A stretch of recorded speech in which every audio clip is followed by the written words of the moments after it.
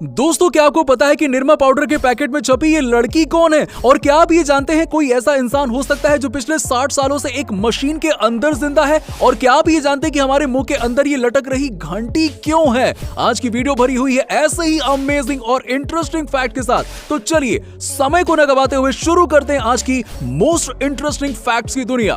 Number 1, दोस्तों, दुनिया के लगभग हर हिस्से में अपराधियों को सजा देने के लिए अलग अलग सजा है ताकि अपराधियों को बढ़ने से रोका जा सके। पर आपने कभी किसी ऐसी बात को लेकर जेल जाते हुए देखा है जो प्राकृतिक क्रिया हो और उसे रोका नहीं जा सकता हो? शायद नहीं। लेकिन फ्लोरिडा में एक 13 साल के बच्चे को पुलिस ने सिर्फ इसलिए गिरफ्तार कर लिया क्योंकि उसने अपने क्लासरूम में पाद मार दिया था। और यह अजीबोगरीब मामला 4 नवंबर 2008 में फ्लोरिडा के spectrum junior senior high school में घटी, जब एक 13 साल का बच्चा क्लासरूम में बैठकर लगातार गैस पास कर रहा था, जिसकी वजह से बाकी बच्चों को दिक्कत और बदबू का सामना करना पड़ा। जिसके बाद उस बच्चे को क्लासरूम से बाहर निकालने की बजाय सीधे पुलिस के हवाले कर दिया गया, जिसकी वजह एक ये भी बताई गई कि उस बच्चे ने अपने क्लासरूम के क्लासमेट के सभी कंप्यूटर को जानबूझकर बंद कर दिया था, जिसकी वजह से उनकी पढ़ाई में दिक्कत आई थी। जिसकी वजह से स्कूल अथॉरिटी ने बच्चे को गैस पास करने और दूसरे बच्चों को परेशान करने के जुर्म में स्कूल से सीधा पुलिस के हवाले कर दिया।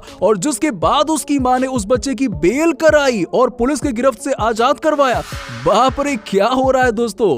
नंबर 2, दोस्तों, क्या आप जानते हैं कि मोबाइल में लगने वाला ये सिम कार्ड का जो एक कोना होता है वो कटा हुआ क्यों होता है? जब मोबाइल फोन्स की शुरुआत हुई थी तब सीडीएमए तकनीक के फोन बनते थे, जिसमें यही सीडीएमए सिम कार्ड इस्तेमाल होते थे जो सिर्फ कैरियर से लिंक होते थे। लेकिन बाद में जब जीएसएम सिम कार्ड्स का इस्तेमाल किया जाने लगा तो सिम कार्ड का डिजाइन रेक्टेंगल आकार का हुआ। इस तकनीक के जरिए सिम लगाने की जरूरत महसूस होने लगी थी। उस समय सिम के कोने कटे नहीं होते थे, तब सिम निकालने और लगाने में काफी मुश्किल महसूस होने लगी। इतना ही नहीं, लोगों को यह भी समझ में नहीं आता था कि सिम का सीधा और उल्टा भाग कौन सा है।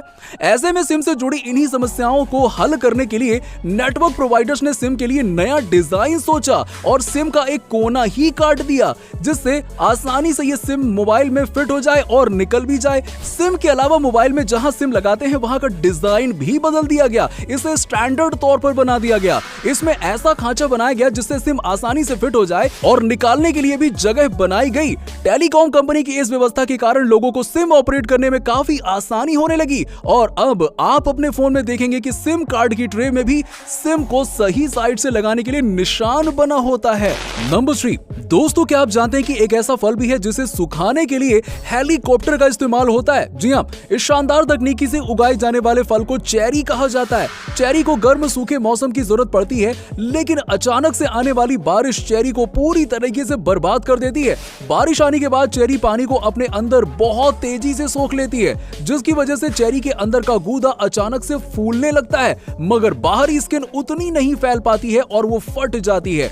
यही कारण है कि बारिश के तुरंत बाद हेलीकॉप्टर को एक जगह रुकी हुई पोजीशन में घुमाया जाता है, जिससे कि पानी बह जाए और पेड़ दोनों तरफ से बराबरी से सूखने लगते हैं। नंबर 4, दोस्तों, क्या कभी आपने सोचा है कि हमारे मुंह में मौजूद ये घंटी जैसा क्या है? क्या ये सच में कुछ काम का है या फिर ऐसे ही लटकता रहता है बेकाम का? दोस्तों, आपको बता दें कि दरअसल ये घंटी बहुत ही इंपॉर्टेंट चीज होती है। हमारे शरीर में कोई भी ऐसी चीज नहीं है जो फालतू में हो। जी हाँ, और इसका नाम उबुलुआ होता है, जिसका एक नहीं बल्कि 4 काम होते हैं। जिसका पहला काम है सलाइवा जनरेट करना मुंह में। जो सलाइवा होता है वो इसी से बनता है। दूसरा फंक्शन जो है, जब भी हम भोजन करते हैं और अपने भोजन को अपने मुंह से पेट के अंदर की ओर निकलते हैं, तब होता यह है कि ये उबुलुआ पीछे की ओर एक्सपेंड होकर भोजन निकलते वक्त नसल कैविटी को पूरी तरीके से ढक लेता है। जिससे होता यह है कि जब भी हम भोजन को अंदर निगलते हैं तो कभी भी भोजन हमारे नाक में नहीं जा पाता है। ये रहा इसका सबसे जरूरी फंक्शन जो ये करता है। अब जान लेते हैं उबुलुआ के तीसरे फंक्शन की। ये उबुलुआ हमें बोलने और सिंगिंग करने में बहुत ही ज्यादा मदद करता है। सबसे पहले तो ये सलाइवा क्रिएट करके हमारे थ्रोट को ल्यूब्रिकेट करता है, जो कि स्पीचिंग में बहुत हेल्प करता है। साथ ही साथ कुछ भाषाओं जैसे कि हिब्रू और अरबिक में इस उबुलुआ से ही लोग उबुलुअर कॉन्सोनेंट बोल पाते हैं। और उबुलुआ का चौथा फंक्शन जो शायद कोई नहीं जानता होगा वो है खर्राटे की आवाज लेना। देखिए दोस्तों, कुछ लोगों में ऐसा होता है कि जब वो सोते हैं तो उनका उबुलुआ पीछे की ओर जाकर हमारे फेरिंग्स के दीवार से जाकर सट जाता है, जिससे होता यह है कि लोगों को सोते वक्त सांस लेने में दिक्कत होती है। जब एयर यहां से पास होती है तो बहुत ही ज्यादा प्रेशर से एयर उबुलुआ को अपने रास्ते से हटाने का प्रयास करती है, इसीलिए वहां से खर्राटे की आवाज आने लगती है। नंबर 5, दोस्तों दुनिया में ऐसे बहुत से लोग हुए हैं जिन्होंने बुरे हालात के सामने हार ना मानते हुए अपने सपनों के लिए बहुत संघर्ष किया और वो जीते भी हैं। ऐसे लोगों ने दुनिया में कई मिसाल पैदा की है और इन्हीं में से एक है the man in iron lung के नाम से मशहूर पॉल अलेक्जेंडर, जो पिछले 60 सालों से एक मशीन के अंदर बंद हैं। इस मशीन में एक एक सांस के लिए संघर्ष करते हुए पॉल ने न सिर्फ अपनी लॉ की पढ़ाई पूरी की बल्कि एक किताब भी लिख डाली है। अमेरिका में रहने वाले पॉल अलेक्जेंडर की कई मोटिवेशनल किताब अब दुनिया भर में सुर्खियां बटोर रही हैं। पॉल खुद भी एक लेखक है और उन्हें खुद भी पढ़ने का काफी शौक है। आपको जानकर हैरानी होगी कि पिछले 60 सालों से पॉल अलेक्जेंडर एक मशीन के अंदर बंद हैं और यही मशीन इनके जीने का एकमात्र सहारा है। पॉल पूरे समय इसी मशीन के अंदर लेटे रहते हैं। रिपोर्ट्स के मुताबिक पॉल को सन 1952 से ही सांस लेने में परेशानी हो रही है। उन्हें सांस लेने के लिए आयरन लंग का सहारा लेना पड़ रहा है और इसी वजह से उन्हें इसी मशीन में लेटे लेटे अपनी पढ़ाई पूरी करनी पड़ी और किताबें भी उन्होंने यहीं पर लेटे लेटे लिख डाली।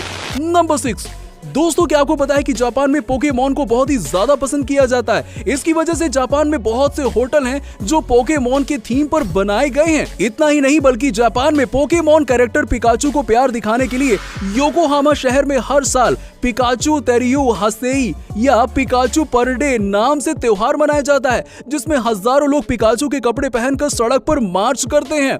नंबर 7, फुकुशी मसाची, जो जापान के पैथोलॉजिस्ट हैं और दुनिया के इकलौते ऐसे व्यक्ति हैं जिनके पास मरे हुए व्यक्तियों के टैटू का कलेक्शन था। मसीची मरे हुए लोगों के शरीर से टैटू बनी हुई उस जगह की चमड़ी निकाल कर रखते थे। उन्होंने 2000 से ज्यादा टैटू वाली चमड़ी जमा कर रखी थी, लेकिन 1945 में युद्ध के दौरान फेंके बॉम्ब में उनके बहुत से कलेक्शन खत्म हो गए और बहुत से चोरी हो गए। अंत में उनके पास सिर्फ 105 कलेक्शन ही रह गए, जिन्हें टोक्यो के मेडिकल पैथोलॉजी म्यूजियम में रख दिया गया। नंबर 8, दोस्तों भारतीय महिलाओं के लिए दही को परफेक्ट तरीके से जमाना किसी टास्क से कम नहीं है और अगर दही जमाने के लिए हमारे पास कुछ खट्टा ना हो तो शायद दही नहीं जम पाएगी। लेकिन अगर मैं आपसे कहूं कि बिना किसी खट्टे फ्रूट या फिर बिना किसी खट्टी चीज के बिना भी आप दही को जमा सकते हैं तो आप कहेंगे यार ये कैसे पॉसिबल है, ऐसा तो नहीं हो सकता।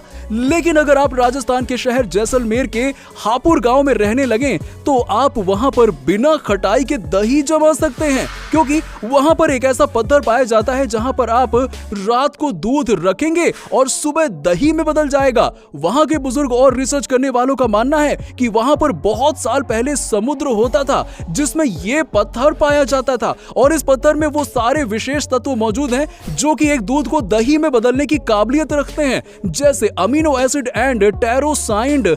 क्यों दोस्तों, है ना ये कमाल का पत्थर। अगर अगली बार कभी आप जैसलमेर जाएं तो वहां से एक पत्थर जरूर लेकर आइएगा ताकि दही जमाने में आपको ज्यादा मेहनत ना करनी पड़े।